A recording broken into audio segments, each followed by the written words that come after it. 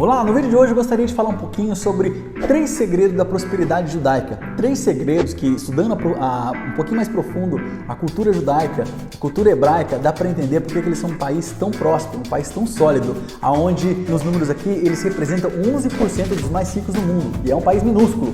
É um país que representa o tamanho do Vale do Paraíba, em termos de território praticamente. E é um país onde tem 11% da população mais rica do mundo. E também 25% dos prêmios Nobel saíram de Israel, são judeus, de origem judaica. Então, o que esse pessoal tem de diferente? O que esse pessoal tem de especial? Se você quiser saber, já sabe, né? Curta esse conteúdo, compartilhe, comente algo que seja interessante para nós aqui também e fique com a gente até o final, que esse conteúdo vai ser super relevante.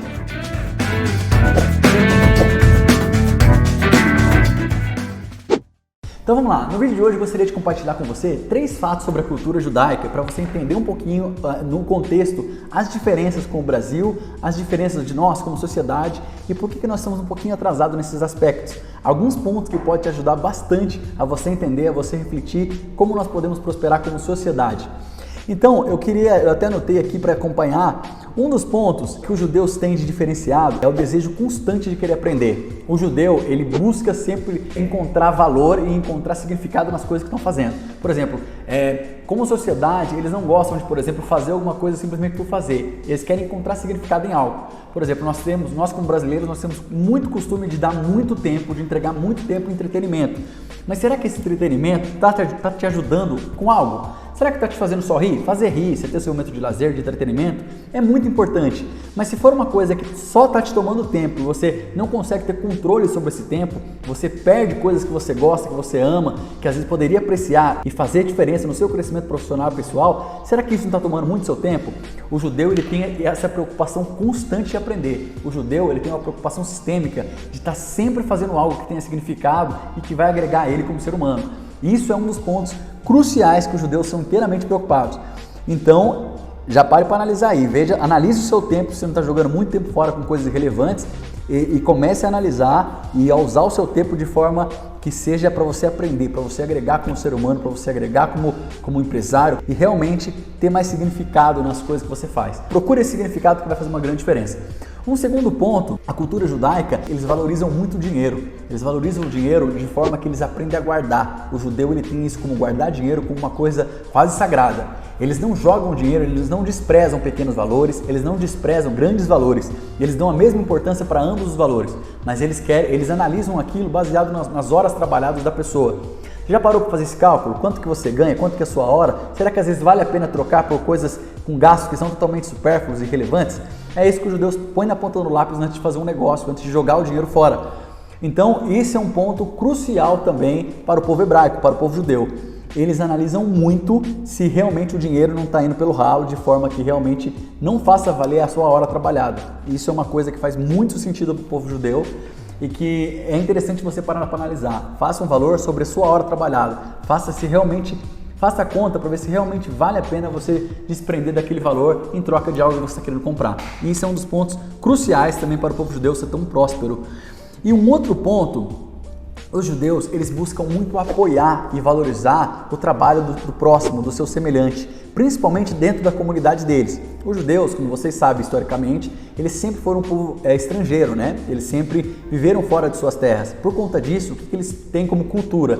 Eles têm como cultura apoiar pequenos projetos iniciais que são de membros da comunidade deles. Eles entendem que isso é muito importante e muito relevante para o crescimento de todos.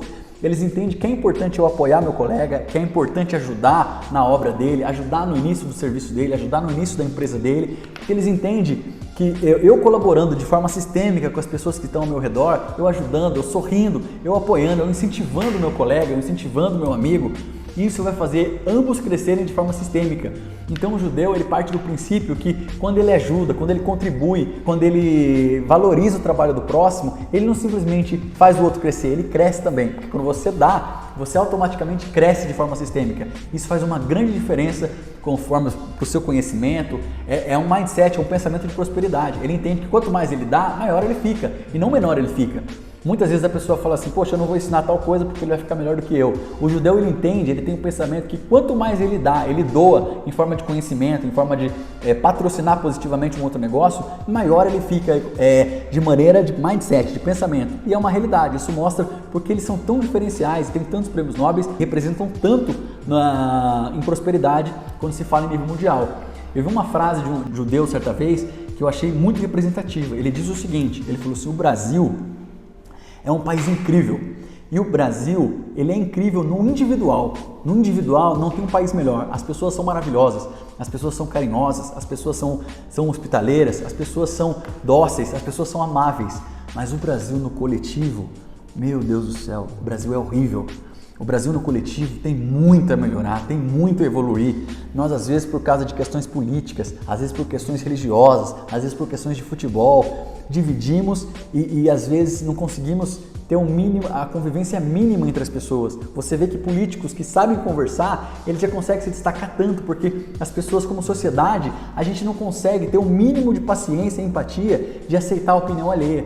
E os judeus, eles se preocupam muito com isso. Eles acham que é extremamente importante você saber ouvir, respeitar a opinião alheia e você crescer no coletivo. Eles acham que no coletivo você tem muito mais chance de ir adiante, de ir mais longe, quando você tem um coletivo mais forte. Tem um provérbio africano que para uma sociedade melhorar, primeiro ela precisa evoluir como aldeia. O que significa isso?